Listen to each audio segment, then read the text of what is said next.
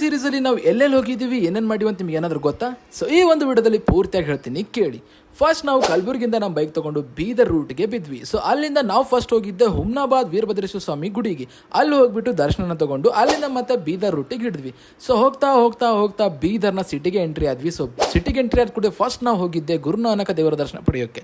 So ಒಳಗಡೆ ಹೋಗಿ ಎಲ್ಲ ನೋಡಿಕೊಂಡು ದರ್ಶನ ತಗೊಂಡು ಅಲ್ಲಿಂದ ಮತ್ತೆ ಹೊರಗಡೆ ಬಂದು ಮತ್ತೆ ನೆಕ್ಸ್ಟ್ ಎಲ್ಲಿ ಹೋಗಬೇಕು ಅಂತ ಪ್ಲಾನ್ ಮಾಡ್ತಿದ್ವಿ. ಅಷ್ಟೊತ್ತಿಗೆ ನಮ್ಮ ಎಷ್ಟು ಟೆಸ್ಟಿ ಅವ್ರು ಹೇಳಿದ್ರು ಫೋರ್ಟಿಗೆ ಹೋಗಮ್ಮ ಅಂತ. ಸೊ ಅಲ್ಲಿಂದ ಬೀದರ್ನ ಫೋರ್ಟ್ ನೋಡಲು ಬಂದ್ವಿ. ಒಳಗಡೆ ಎಂಟ್ರಿ ಆದ ಕೂಡಂಗೆ ಆ ಒಂದು ಕಟ್ಟಡ ನೋಡ್ಬಿಟ್ಟು ನನಗಂತೂ ತುಂಬ ಅಯೋಮಯ ಅನಿಸ್ಬಿಡ್ತು. ಯಾಕಂದರೆ ಅಷ್ಟು ದೊಡ್ಡದಾಗಿ ಒಂದು ಆ ಕಾಲದಾಗ ಯಾವ ಥರ ಕಟ್ಟಿದಾರಪ್ಪ ಅಂತಂದರೆ ನೋಡ್ಲಿಕ್ಕೆ ಎರಡು ಕಣ್ಣು ಸಾಲದು ಅಂತ ಹೇಳಿ.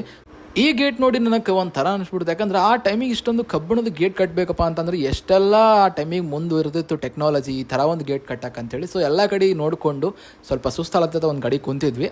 ನೆಕ್ಸ್ಟ್ ನಾವು ಬಂದಿದ್ದು ನರಸಿಂಹಸ್ವಾಮಿ ದೇವಸ್ಥಾನಕ್ಕೆ. ಸೊ ಈ ಒಂದು ದೇವಸ್ಥಾನದಲ್ಲಿ ನೀರಿನ ಒಳಗಡೆಯಿಂದನೇ ದರ್ಶನ ಪಡಿಬೇಕು. ಹೋಗಿ ದರ್ಶನ ಪಡೆದು ಎಲ್ಲ ಚೆನ್ನಾಗಾಗಲಿ ಅಂತ ಬೇಡ್ಕೊಂಡು ಮತ್ತೆ ನಾವು ಏನು ಮಾಡಬೇಕಪ್ಪ ಮುಂದೆ ಅಂತ ಒಂದು ಪ್ಲ್ಯಾನ್ ಮಾಡ್ಕೋತಾ ಇದ್ವಿ.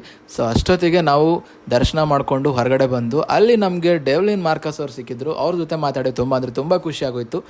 ಇದೇ ನೋಡ್ರಿ ಬೀದರ್ ಸೀರೀಸ್ನ ಒಂದು ಫುಲ್ ವಿಡಿಯೋ. ಸೊ ಅಲ್ಲಿಂದ ನಾವು ಮತ್ತೆ ನಮ್ಮ ಕಲಬುರಗಿ ಎತ್ತ ಪಯಣ ಸಾಗಿಸ್ತಾ ಇದ್ವಿ.